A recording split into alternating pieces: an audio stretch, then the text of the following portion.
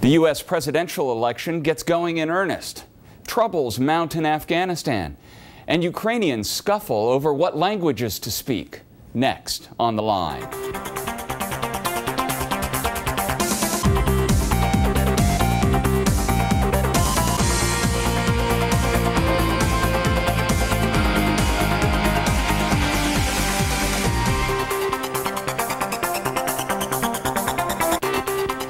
This is On the Line, and I'm Eric Felton. With the Republican Party National Convention in Tampa, Florida, and the Democratic Party National Convention in Charlotte, North Carolina, the U.S. presidential campaign enters the final stretch. What role is U.S. foreign policy having at the conventions and in the presidential race? I'll ask my guest, Nick Schultz, editor-in-chief of the internet magazine American.com and a fellow at the American Enterprise Institute. Welcome. Thanks for joining us, Nick. It's good to be here. So now, once upon a time, the political conventions really had a purpose. The party members would come to some one place and they would vote to determine who would be their party's nominee for president. But that's really no longer the case. What does the nominating convention do at this point? Well, it does two things. You're right. Its historical purpose has now been is lost, but it does two things. One, it gives a chance to, in the case of the party that's out of power, the Republicans, a chance to reintroduce the candidate to the American people, to introduce his running mate, and to really try to put forward the best face possible of what the party is. And it's a chance for the entire sort of political class of the country to gather in one spot and have dinners and meetings and just get together. So it's only once every 4 years, and that's probably enough. And it does mark the beginning of the general election, no longer the primary season, and that has some meaning for what kind of ad money people can spend, and it just sort of changes the pace of the election in general. Yeah, absolutely. So they come at the end of the summer, right as the fall season is beginning, and most Americans really haven't been paying too much attention. They've been busy with summer vacation and things like that. And now, as we're heading towards the fall, it's the time for people to really start paying attention, start listening and engaging more. And so you'll see this mad sprint to November with lots of advertising, lots of speeches, candidates getting out and going to important swing states. And so we're really entering the silly season for presidential politics. And it is, of course, also the opportunity for the candidates and presidential candidates and some other political players to get national media time where they can make their pitch to voters for perhaps the first time for a lot of voters who, as you said, have not been paying a lot of attention up to now. Right. So you have the convention season where Americans can really check these folks out, see what the parties stand for, what they have to say this year, what they want to emphasize in terms of the key themes and issues for the election. And then going forward, you'll have the debates between the presidential candidates and one debate between vice presidential candidates, and you'll have this rush of activities leading up to the election. Now, foreign policy isn't always a big issue at these conventions, but it can be. In 2004, when the war on terror was really at a height, you saw the Democratic nominee, John Kerry, really using the convention to try to explain or create the impression to the American people that he was capable of taking on this role as commander-in-chief. Right, and this election season, I think, will look a little bit more like going all the way back to the 2000 election, where foreign policy wasn't as important. It was only after September 11th and the transformation of the Bush presidency. I mean, people forget that President Bush, George W. Bush, hadn't really paid too much attention to foreign policy, didn't really see himself as a foreign policy president, but obviously events happen that can substantially change a presidency, and that certainly happened with President Bush. So you had 2004 and 2008, foreign policy topics were front and center. This a little bit less so, partly because of the lingering economic problems in the United States, but also around the world. So the economy is going to be more dominant. And economic issues could play a role in European international economic issues could play a role in this campaign. If we see the lingering Eurozone crisis, could still have significant things happen there between now and the election. How much are the candidates thinking about how to deal with things that might come out of left field internationally? Well, I think they're both thinking about that. I mean, the Romney campaign wants to make this an election about what he sees as Barack Obama's poor stewardship of the economy. And that would extend to how he has handled things like the European debt crisis, or how the United States should respond given the realities of lingering problems in Europe and this huge European debt crisis that continues and that is going to actually play out over the campaign season. There may be a couple of other issues that'll get hammered related to that. Romney campaign wants to bring up China, for example, as an issue and raise its profile there.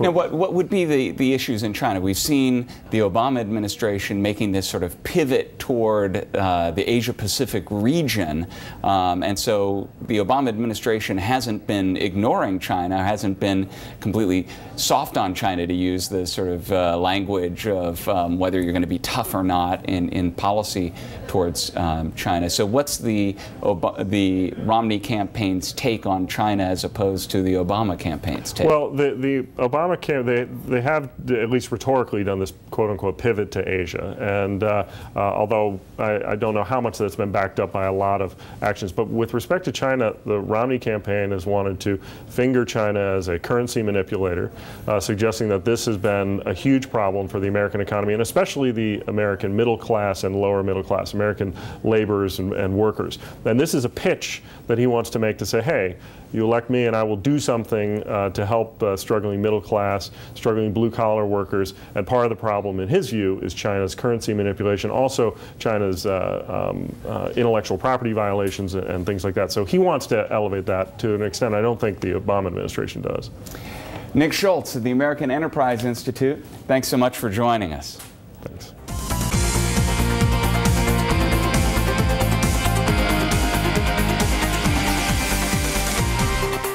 This is On the Line, and I'm Eric Felton. The Taliban beheading people for dancing at a party. NATO military trainers murdered by Afghan army recruits. How grim is the situation in Afghanistan as the U.S. and its allies reduce their forces there? I'll ask my guest. James Robbins, senior editorial writer for Foreign Affairs at the Washington Times newspaper and author of the book This Time We Win, Revisiting the Tet Offensive. Welcome. Thanks for joining us, Thanks, Jim. Eric. So, President Obama was recently asked about the killings by Afghan soldiers of ISAF forces, and he said, "We are deeply concerned about this from top to bottom." How big a concern is this for the U.S. at this point?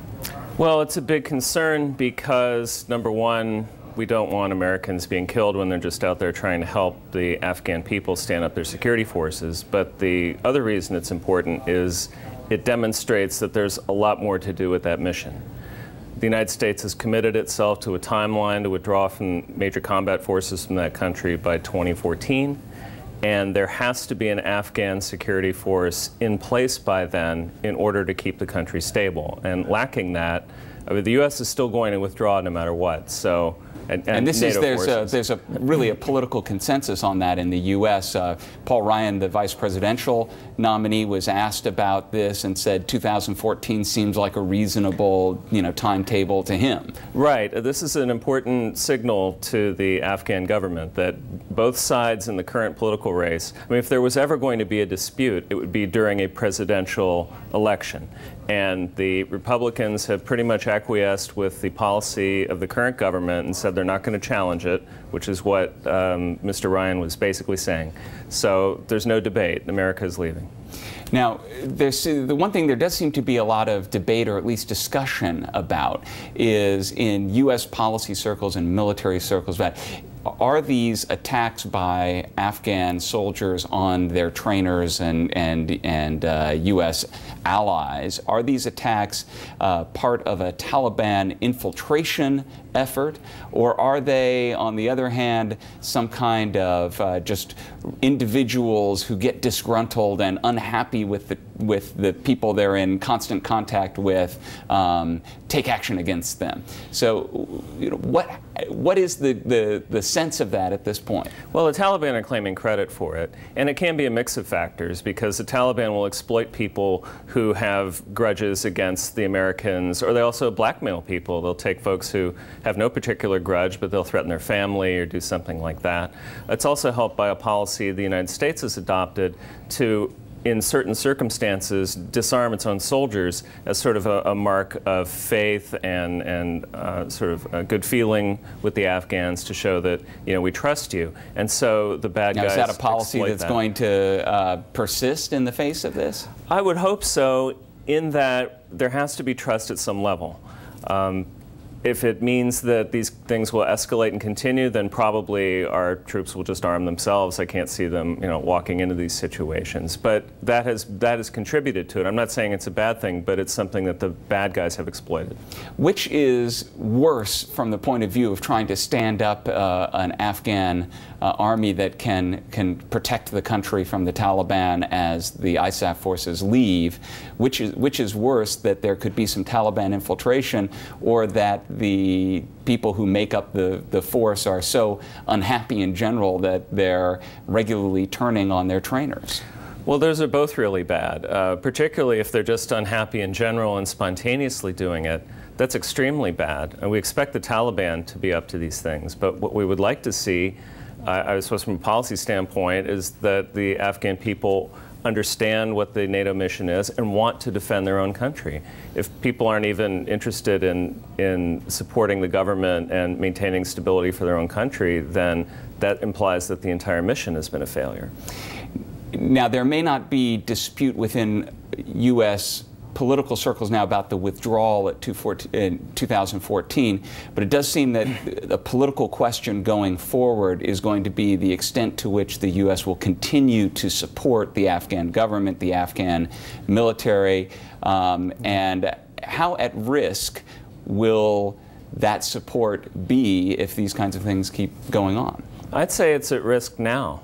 I mean, it's at more risk with these things going on, but it's definitely at risk because there's not really a strong political consensus to continue to help out Afghanistan. Of course, politicians talk about it, and no one wants to admit that we would not. But the American people have kind of tuned out of this war. It's not really seen as important to them. To policymakers in the Defense Department, it's very important. But then there's the question of, will Congress continue to vote for funding for the various types of material and other support that the Afghans need to continue to defend their country, particularly if they're not showing any great interest in doing that. And we could wind up with another situation like in Vietnam, where the United States pulled its forces out but pledged to support the South Vietnamese government, and did for a couple of years, but then the Congress said, no, we're not going to do it anymore, and then South Vietnam was overwhelmed. And what's the thinking in Pentagon circles on the capability of the Afghan government and the Afghan military to sort of stand up against the Taliban if the U.S. Ends the kind of support of billions a year that it's been putting into the government and Afghan army? Well, I don't think officially they would talk about a scenario where we would just desert the Afghans completely, because that's not the U.S. policy. And I think that there's some optimism that the Afghan government could resist the Taliban with U.S. assistance, whether it was intelligence support or air support or other types of support. But I don't think you could find a lot of confidence that they could stand up on their own. James Robbins of the Washington Times, thanks so much for joining us today. Thank you.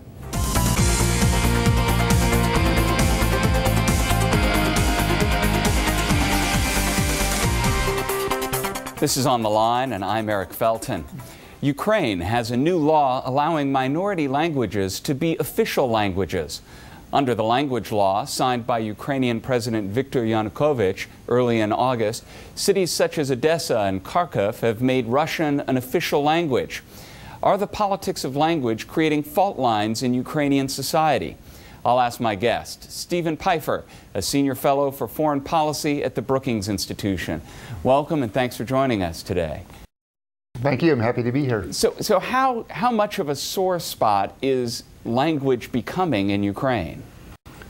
Well, I think that's the worrisome part about this language law is over the last 20 years since Ukraine regained its independence, Ukrainians have been remarkably practical about language. So back in 1991, when Ukraine emerged from the wreckage of the Soviet Union, Ukraine didn't apply a language law. I mean, for example, in Latvia or Estonia, in order to have citizenship, you had to have a certain mastery of the Latvian and Estonian languages. In Ukraine, they just said, you're a citizen, and they tried to minimize language as an issue. The only times it's really arisen has been when it's come up in the context of a political campaign, and the Party of Regions, which is the party of President Yanukovych, chose to push this issue, and now they've pushed it through.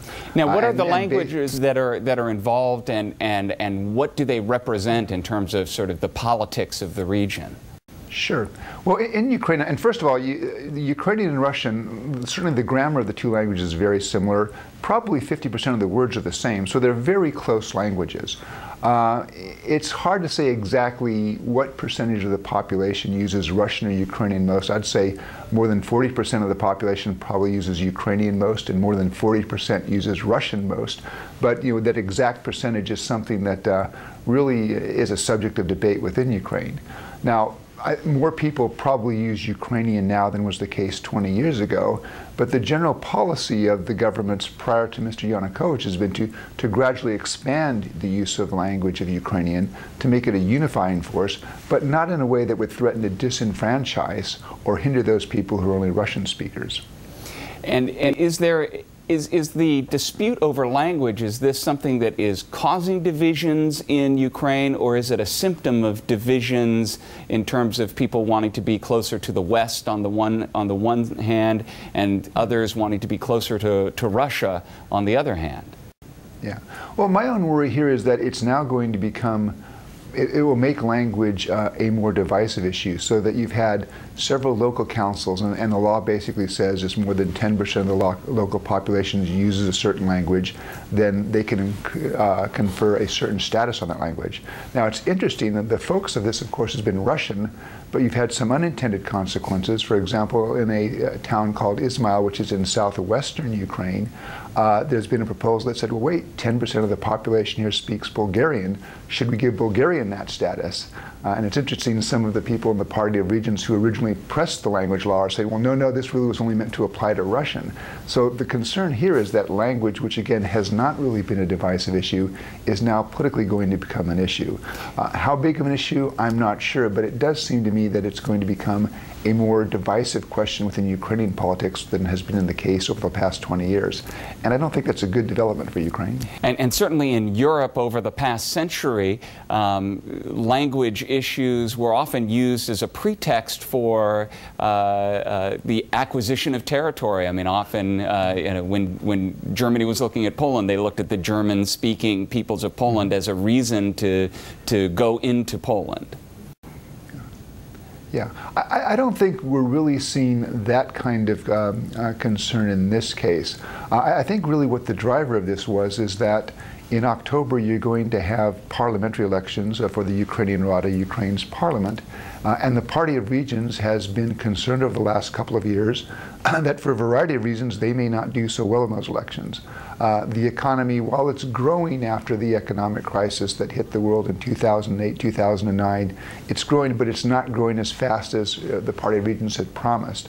There are strong concerns about growing corruption within Ukraine, a lot of concerns about Ukraine's turn away from democracy. So I think the Party of Regions seized on the language issue to try to basically appeal to their base, which tends to be more in the eastern and southern parts of Ukraine, which is where Russian is more commonly spoken as a first language.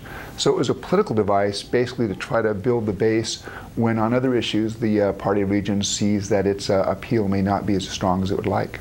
And on a lot of those issues, are we going to see in Ukraine decisions having to be made about how far to move toward Russia, and what kinds of political decisions have to be made in terms of fighting promoting democracy and other things that Europe has been demanding as part of Ukraine being integrated with Europe.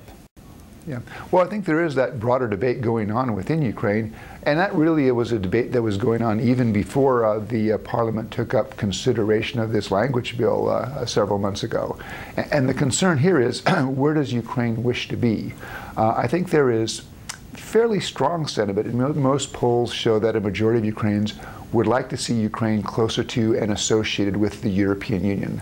And that's a reflection of the attraction of Europe's economic lifestyle. It's a reflection of the attraction of the democratic standards that prevail in Europe. At the same time, most Ukrainians don't want to have difficult relations with Russia. So there's never been strong support in Ukraine, for example, for joining NATO. But you have that question, does Ukraine go towards the European Union?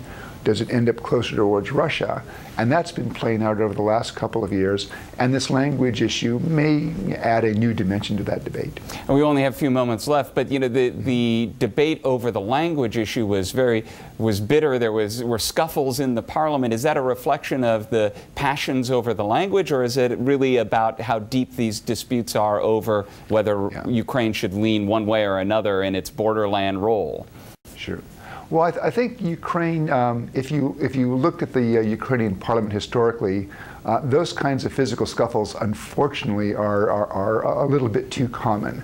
So I would guess that particular pushing back and forth of the language question is more a reflection of the politics. Because again, I think one of the things that the Ukrainians have demonstrated a lot of wisdom on over the last 20 years is handling language in a practical way so it hasn't been an issue. And I think that was the positive way for Ukraine to handle this question. Unfortunately, this language issue may make it more difficult to do that in the future. I'm afraid that's all the time we have for today. Stephen Pfeiffer of the Brookings Institution, thanks so much for joining us. Thank you. Before we go, I'd like to invite you to send us your questions or comments. You can reach us through our website at voanews.com/ontheline. Thanks for tuning in, and I hope you'll join us again next week for On the Line.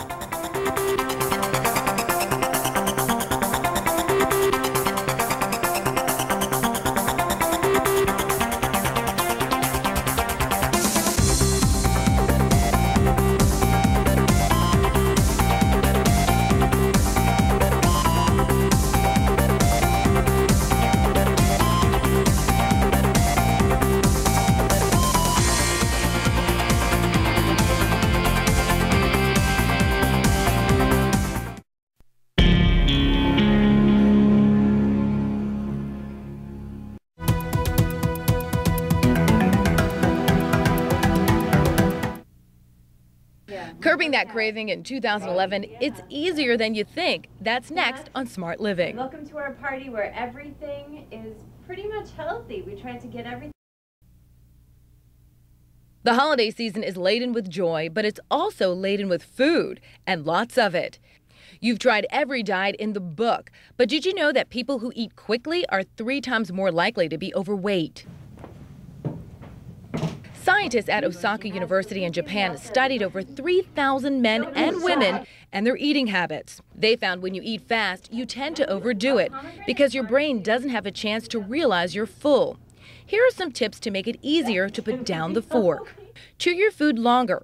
Experts say the longer you chew, the fuller you feel. Chewing breaks down food molecules, exposing them to saliva that begins the digestion process. Take a break, chew. Swallow and then pause to take a drink of water before starting over. It takes about 20 minutes for the stomach to learn it's full. Turn up the heat. Have some hot soup or tea with your meal. You'll automatically eat more slowly than if you choose cold food or drink. Now that's something worth chewing over. I'm Erica Washington reporting.